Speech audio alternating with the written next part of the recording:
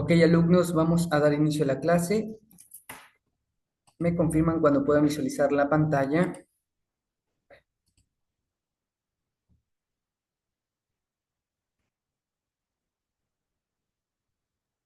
Ya se ve. Ok, excelente, Torres, gracias. Como hemos mencionado en la clase anterior, la tarea en casa fue una investigación con respecto a la ocupación territorial. Torres, Andy, hicieron su investigación. Sí, profe. Ok, ¿quién desea empezar con su exposición? Ya, profe. Ok, Torres. Lo que yo investigué es de Ecuador. El territorial de Intay está en Cotocachi, que es un valle de Intay, en el cantón de Cotocachi, en la provincia de Imbabura, en el norte del Ecuador. Es un territorio andino con alta diversidad biológica y comunidad campesina. Históricamente fue dedicada a lo que es agricultura y el manejo forestal, pero en las últimas décadas hubo bastantes amenazas y presencia en distintos momentos de proyectos mineros, especialmente la explotación del oro, que han puesto en evidencias las fallas en las ordenaciones del territorio, como conflictos por la concepción de áreas, carecientes de la evaluación participativa del impacto y tensión entre desarrollo económico y la conservación ambiental y cultural. El Intay es un valle montañoso que posee bosques nublados, páramos y fuentes de agua que abastecen a comunidades locales. A finales del siglo XX apareció el interés por la concepción de explotar lo que son recursos minerales, principalmente auríferos, en zonas de población consideradas prioritarias para conservar la agricultura de la subsistencia. La debilidad y la ordenación territorial entendía la falta de procesos inclusivos como mapas de actitud del territorio, control efectivo de concesiones, permitió que empresas e intereses externos se extendieran a explotar minerales en áreas sensibles, generando conflictos entre las comunidades, autoridades y el Estado. Las organizaciones locales como el DECOIN surgieron en respuesta a estas amenazas. Sus causas de la problemática son la concesión de decisiones del tutón, que se otorga a concesiones de minerales sin proceso de consultas adecuadas ni estudios del territorio de actitud que integran factores ya sean ecológicos, culturales y la convocación productiva local. Esa falta de planificación preventiva facilitó la superposición de estos usos como la agricultura y la explotación de minerales en territorios frágiles, también como el gobierno y la colonización institucional hizo que el territorio a escala cantonal y parroquial tuviera una mala implementación, impidió definir sus preferencias en el suelo y la protección de nacimientos, zonas de carga hídrica y algunas áreas de conservación, también como presiones económicas y extractivos. En las consecuencias que son en ámbitos sociales y ambientales, tuvo bastante pérdida en fragmentos de hábitats, ya que las aperturas entre el trabajo y caminos de operaciones extractivas fragmentaron lo que eran los bosques y corredores biológicos, reduciéndoles a la ecología y amenazando sus especies endémicas y haciendo que varias se vayan extinguiendo. también tensiones sociales y fracturas comunitarias que llegaban a proyectos en proceso de participativos, convocatorias, polarización y a grupos a favor a las expectativas económicas y grupos de defensa del territorio. Esto debilitó tanto a la cohesión social y al incremento de conflictos judiciales.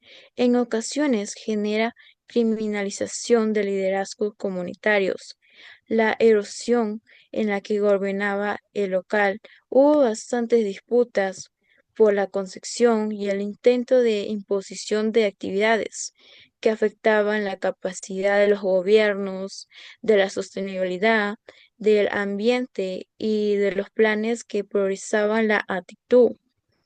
A respuestas a estas medidas tuvieron que las mismas comunidades del ITAC emprender acciones de organización social, investigaciones del territorio, propusieron alternativas basadas en el ecoturismo, la agroecología y la protección de nacimientos, también como estudios de la zona que elaboraban la matriz de actitud, el uso del SIG para superponer mapas temáticos para proteger tanto el agua, el suelo, la diversidad, entre otras, haciendo que el impacto sea evaluado por la EIA con participantes de autoridades de cualquier proyecto en el uso y alteraciones del suelo.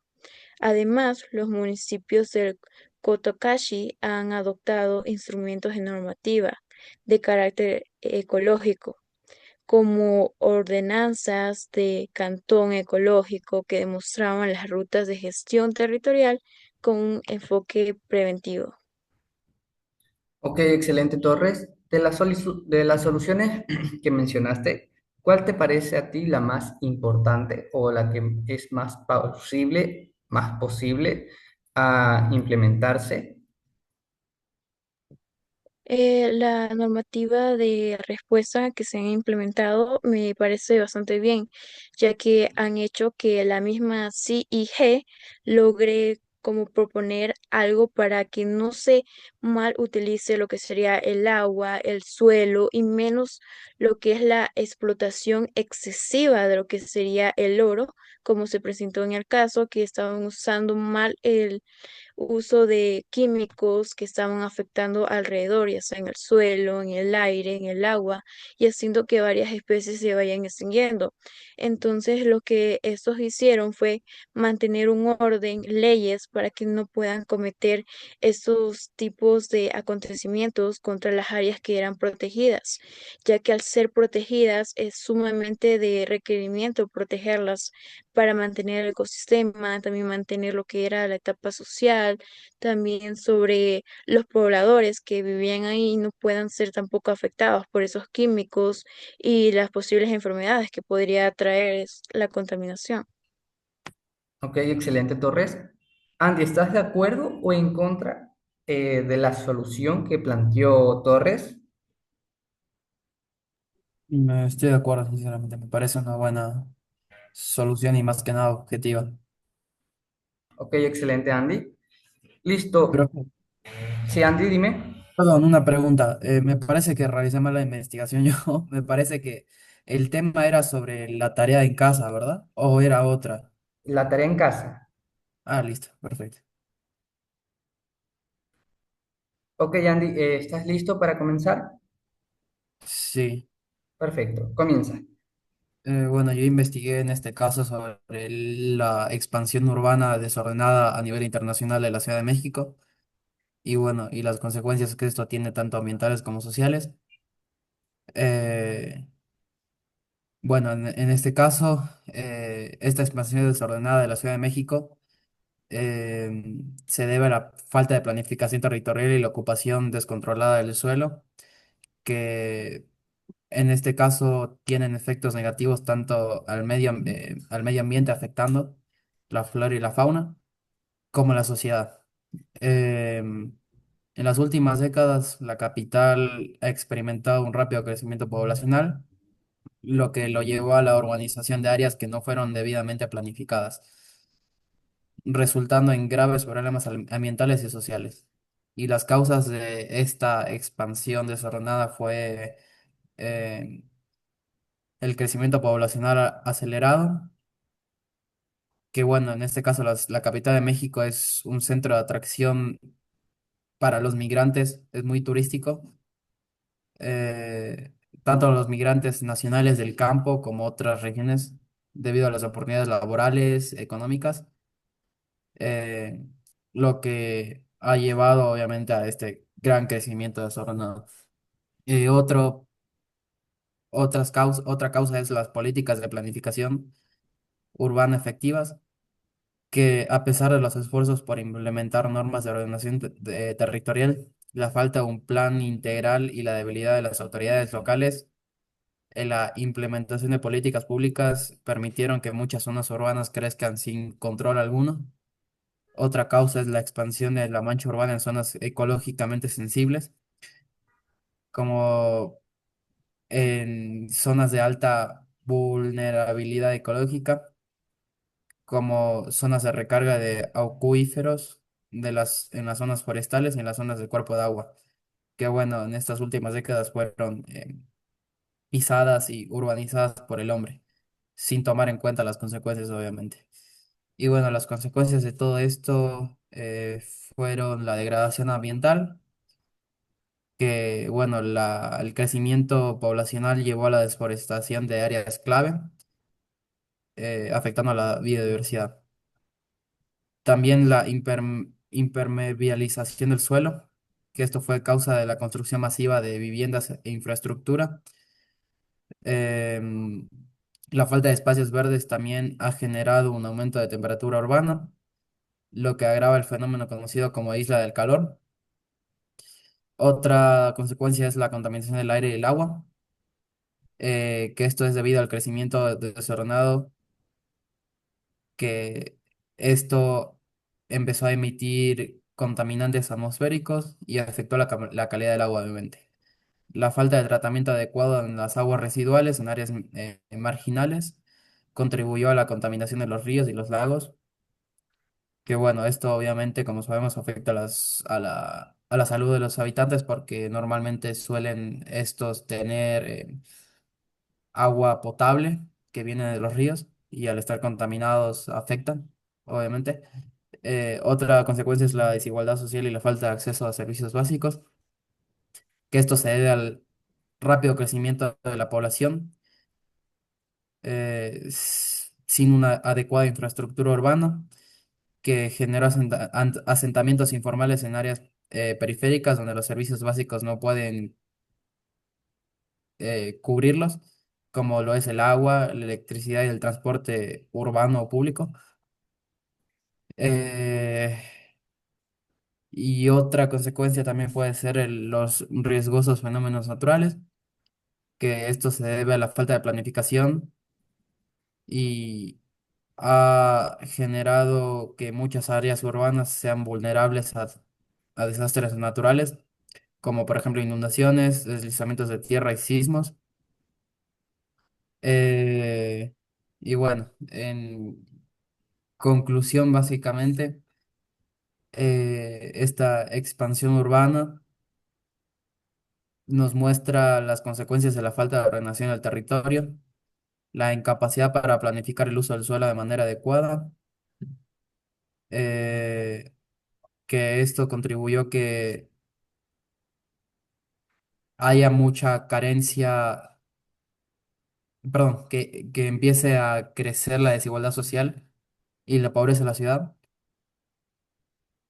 Y bueno, yo creo que la lección que bueno, deja este caso es que la planificación territorial no solo debe ser una herramienta para el desarrollo económico, sino también un mecanismo para garantizar la sostenibilidad natural y y la justicia social. Excelente, Andy. ¿Cuál sería una posible solución en el caso que presentas, que es la Ciudad de México, con respecto al tema? Más que nada ahí decía que era un problema tanto ambiental como político, pero yo creo que más en este caso político, ya que nombra que que las autoridades, en este caso de la Ciudad de México, como vendría a ser el gobernador, hasta el mismo presidente, son débiles en cuanto al crecimiento exponencial que hubo en esta población debido a los campesinos que obviamente emigraron a la ciudad por aprovechar las oportunidades laborales. Entonces, es como que básicamente no pudieron controlar tanto esa migración y dejaron que hayan asentamientos ilegales o irregulares. Y bueno, debido a esto, obviamente afectó mucho al ambiente porque dentro de la planificación urbana, dentro de la planificación ciudadana que tenían ellos, no estaba que los campesinos vayan y se asienten donde sea. Entonces yo creo que el gobierno, bueno, claro, el gobierno debería empezar a implementar, no sé, un tipo de impuesto, un tipo de multa a la gente que haga estos asentamientos desordenados e ilegales, o sino que les puedan brindar una vivienda que ellos mismos la garanticen con todo este tipo de recursos, como es agua, electricidad y transporte, de servicios básicos, perdón, y nada. Ok, excelente, Andy. Torres, ¿te estás de acuerdo con la solución planteada por Andy? Sí estoy de acuerdo, pero yo creo que también deberían implementar, como él mencionó, en casos de que haya un desastre natural, implementar un código de emergencia para esas personas que se quedaron sin hogar por un desastre natural, ya sea un huracán, un sismo. Entonces, también afecta a lo que sería la naturaleza, pero también a las personas que están ahí. Y sería bueno que también tengan como un pequeño protocolo para esos imprevistos. Ok, excelente aporte, Torres. Listo, alumnos. Entonces, vamos a dar inicio. Excelente investigación. Vamos a dar inicio con la culminación del tema. Tenemos como subtema reservas protegidas del Ecuador. Nos indica el texto que las áreas protegidas son zonas geográficas dentro de un país donde existe un manejo gestionado acerca de los recursos que provee. El objetivo de estas áreas, en lo que sería el contexto ecuatoriano, es conseguir una conservación correctamente gestionada a lo largo de lo que sería el plazo de la naturaleza, de los servicios naturales y ecosistémicos que nos provee. Dentro del espacio geográfico del Ecuador, las áreas protegidas no abarcan únicamente zonas de superficie terrestre, también se incluyen zonas costeras y de mar, donde existe una enorme cantidad de recursos naturales y culturales. Nos indica el texto que las áreas protegidas en Ecuador, según la última delimitación y establecimientos por el Ministerio del Ambiente, abreviado MAE, abarcan aproximadamente lo que sería el 20% del territorio nacional y para toda su conservación está bajo el mando o la supervisión de lo que es el MAE y el Sistema Nacional de Áreas Protegidas, abreviado SNAC.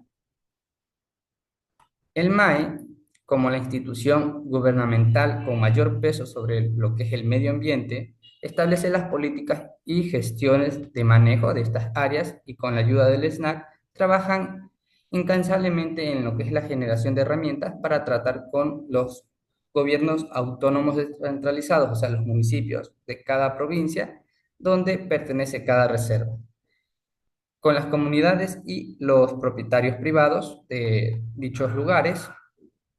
En lo que es la actualidad, ya están definidas ciertas áreas protegidas, aproximadamente 50 áreas protegidas. En lo que sería el mapa que vamos a visualizar, se pueden encontrar estas áreas protegidas pertenecientes a lo que serían las 4 regiones naturales de nuestro país.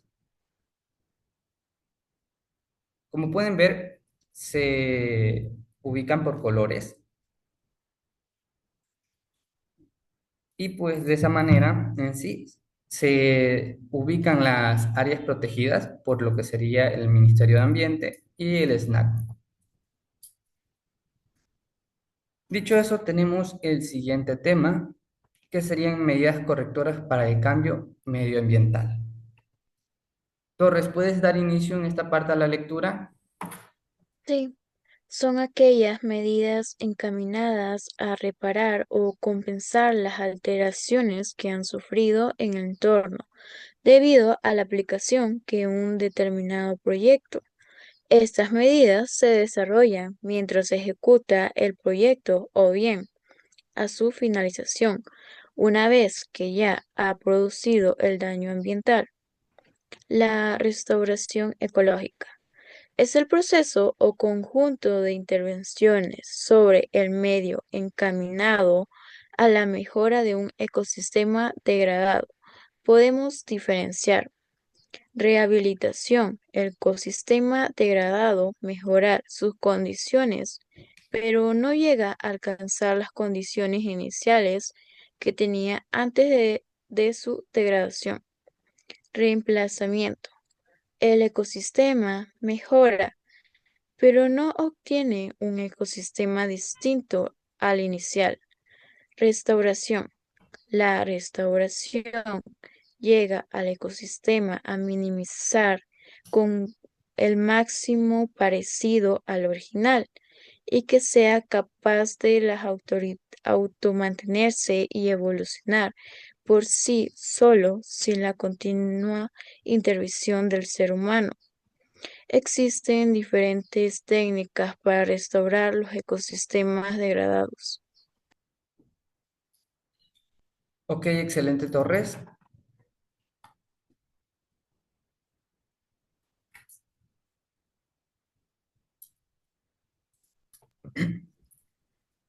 Sin embargo, la mejor restauración es aquella que no hace falta hacer, pues no restauración es siempre aproximada. La restauración exacta de los componentes de un sistema ecológico es difícil y siempre tiene un coste.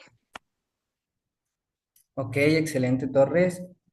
Vamos a hacer una serie de preguntas.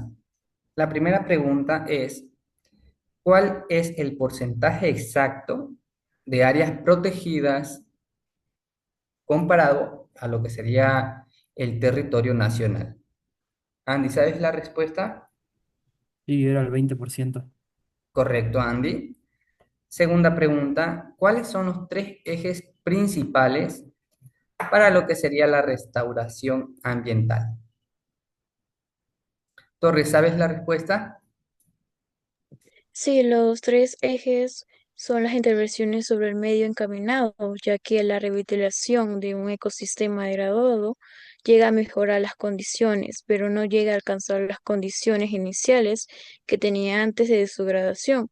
La segunda sería el reemplazamiento del ecosistema y mejora, pero se obtiene en un ecosistema distinto al inicial. Y la tercera, restauración, que ayuda a la recuperación y lleva al ecosistema a minimizar al anterior. Es decir, que se llega a conseguir las mismas condiciones que caracteriza al ecosistema inicial. Ok, excelente, Torres, está correcto. Listo, alumnos, ¿no tienen alguna pregunta? Todo entendido, Ninguna, profesor. todo entendido. Perfecto. Para el día de mañana continuamos con lo que sería el tema de las medidas correctoras para el cambio medioambiental. Recuerden que la tarea en clase son tres preguntas, como las que están visualizando en este momento.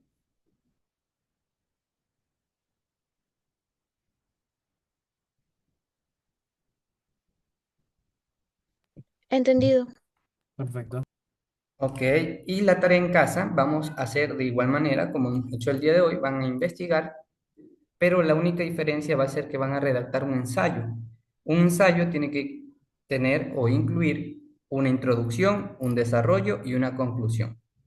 Mínimo pueden desarrollarlo en lo que sería una hoja. Ese es el requisito mínimo, una hoja. Tiene que contener introducción, desarrollo y conclusión. Van a elegir Perfecto. una de las áreas protegidas de las 50 áreas o más de lo que sería el territorio ecuatoriano, explicar su importancia ecológica, su cultura y cómo está relacionado con lo que sería la sociedad. Van a utilizar Perfecto. normas APAS de séptima edición y aparte de ello, como les he indicado, el día de mañana van a dar un breve resumen de lo que sería su ensayo y vamos a debatir con respecto al tema. ¿Están de acuerdo, Sí, Andy? Sí, sí, Perfecto, alumnos. Entonces, eso sería todo por el día de hoy. Ha sido un gusto. Tengan una linda tarde. Nos vemos el día de mañana. gracias, profe, un lindo día. chao, profe, cuídese. Hasta mañana, Torres.